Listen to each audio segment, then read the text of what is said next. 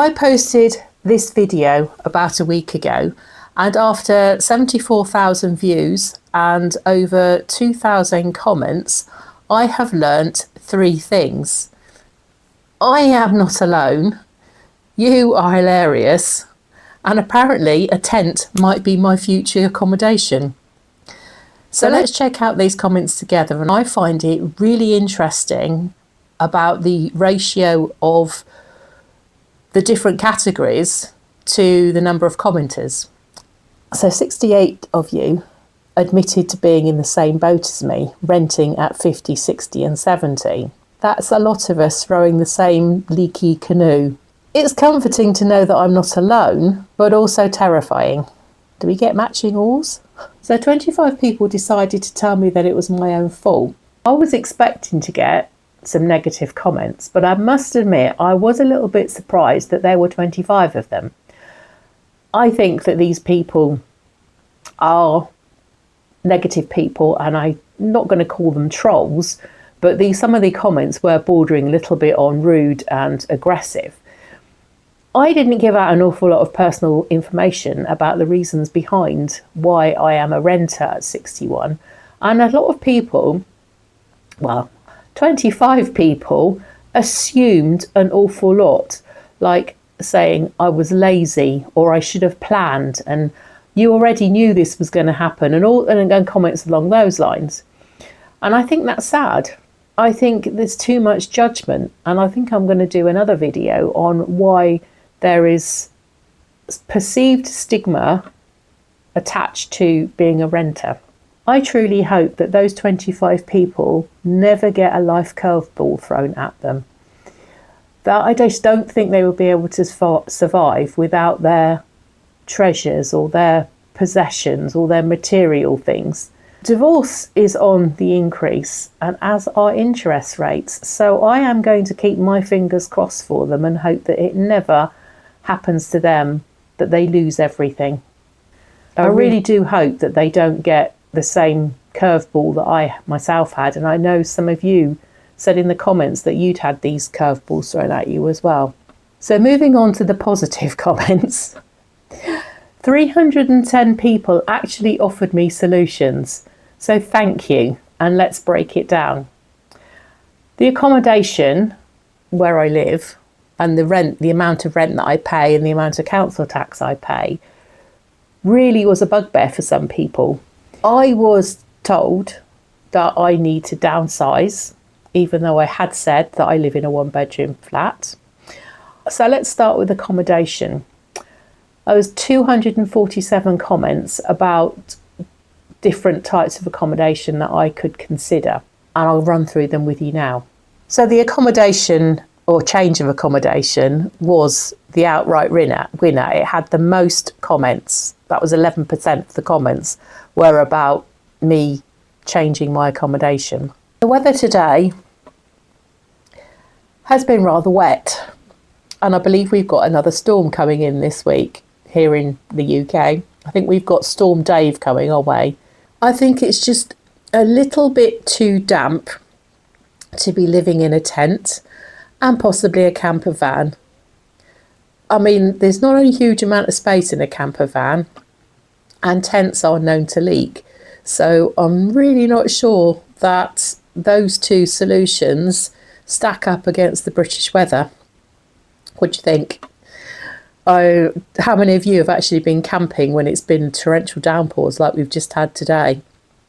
Or even the winds from a few months ago? So saving strategies come next. They were 120 comments, which is 5.5%. Some of you were very practical, suggesting open a high interest ISA, automate savings, let compound interest work its magic. And basically I took all that to mean stop spending on plants and let the bank babysit the money. So I'm laughing, and I do find some of the comments actually quite funny. So reducing expenses comes next, and this one really makes me laugh. 35 comments, which is 1.6% of the comments, were people who suggested that I reduce my expenses.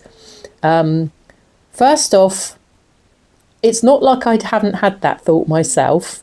And I didn't think that in the video I was asking for a budget overhaul or a review of my expenditure. I was hoping that I was giving an example of a typical 61-year-old solo renter and the type of expenses that I have. In fact, I think I only mentioned my rent, the council tax, and the amount that I spend on TV subscriptions. But that alone really sent some people off the deep end.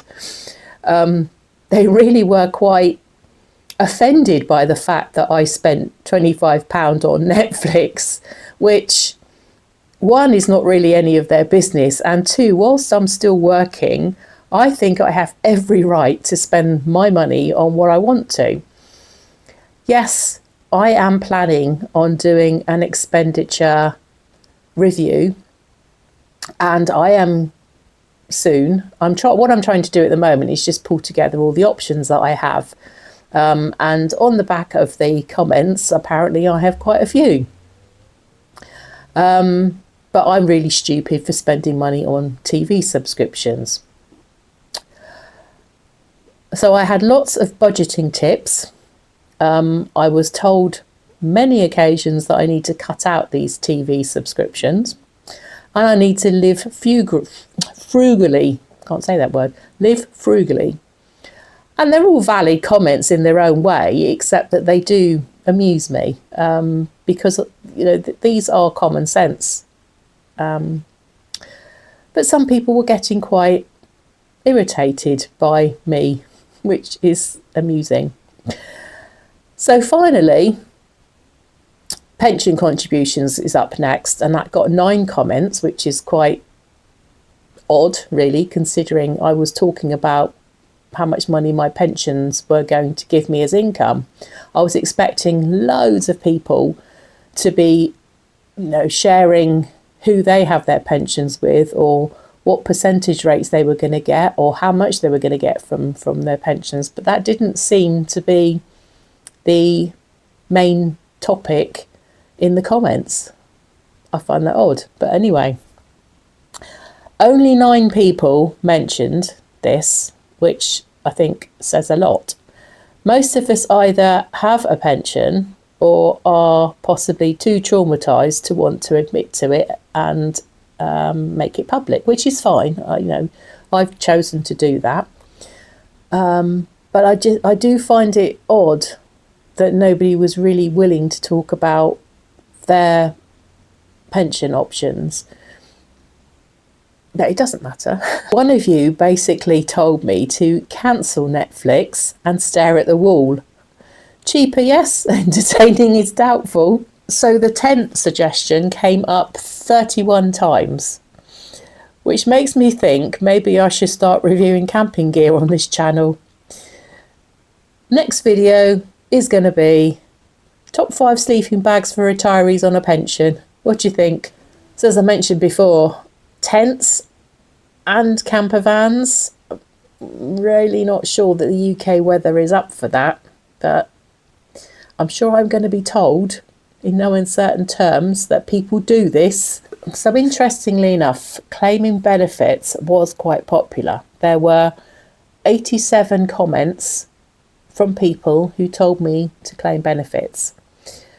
So 57 people said housing benefit. Now that does seem to be the fallback option for renters. 32% mentioned pension credits, and a few mentioned universal credit and council tax help. I'm unsure what to make of this. Yes, I was aware that because my mum is 91, and I am aware of what she was able to claim as a pension credit on top of her state pension. It's not a lot of money, but obviously every penny counts. So basically, if you are renting in retirement, the audience of that video think that the government is going to have to foot my renting and council tax bill. That makes me uncomfortable. I've never been somebody who's claimed benefits.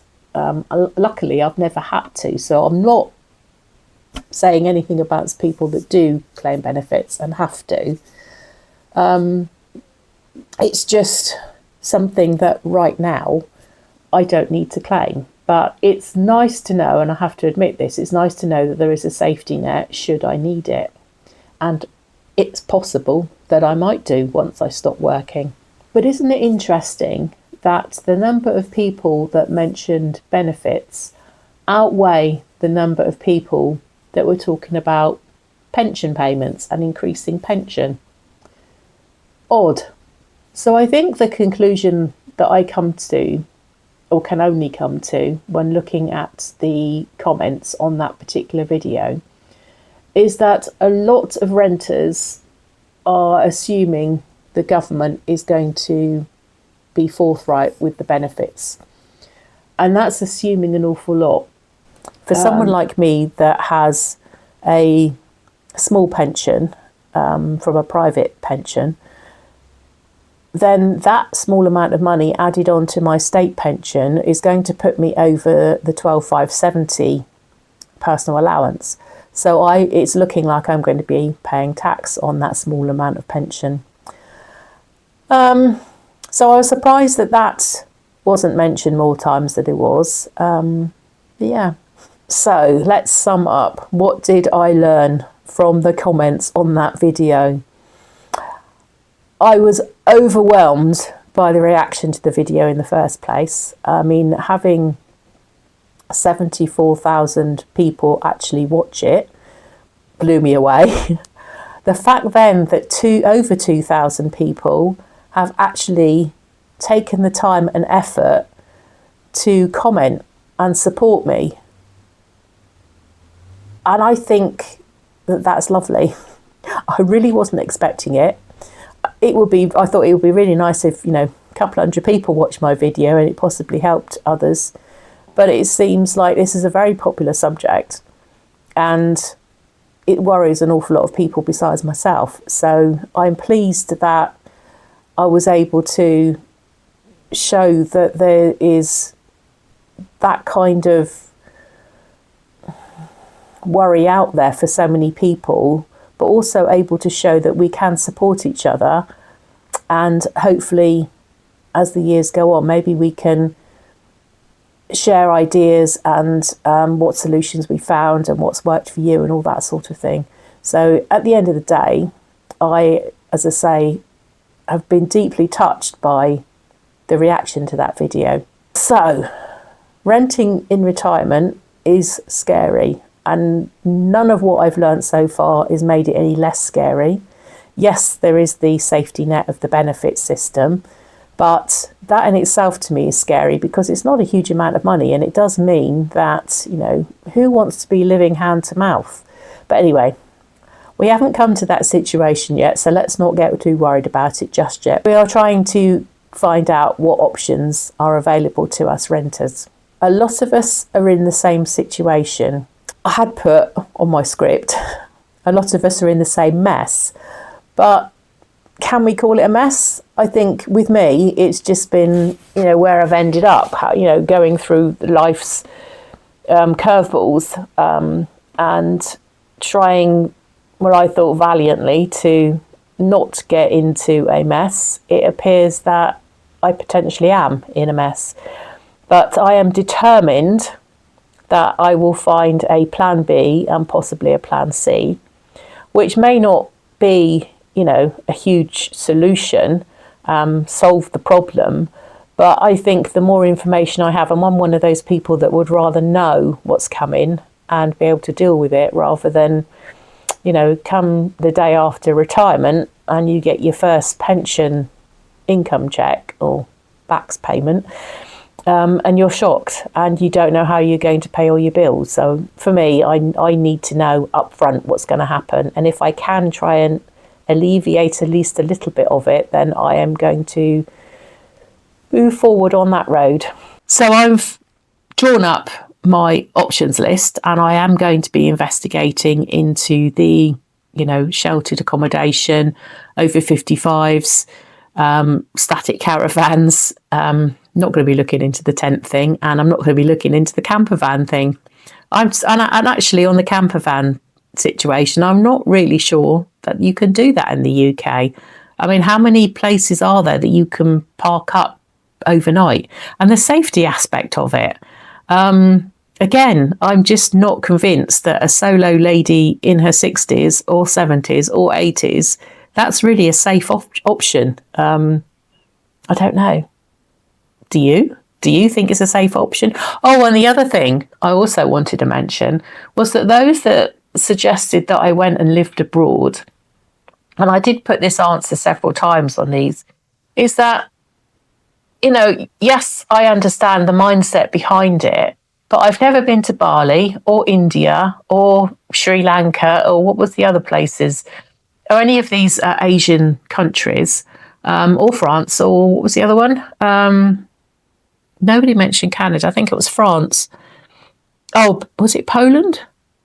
Or one of those countries. They said that it's a lot cheaper living there. But what I struggle with these is, would they send their 60-year-old mum on an aeroplane to a foreign country that she doesn't know on her own and let her live there? I mean, seriously, would you? Would you let your grandmother or your mum or your sister go on their own to a completely new country they've never been to before and live? I mean, I just find that gobsmacking, really. I would be really, really uncomfortable living abroad. I mean, I am one of those people that do actually love this country. Have been abroad, I've been to quite a few places, and they are lovely. But this is home to me. And also, my family are here. I've got my 91-year-old mum who's just moved into a care home. And I have my sisters and my children and my grandchildren.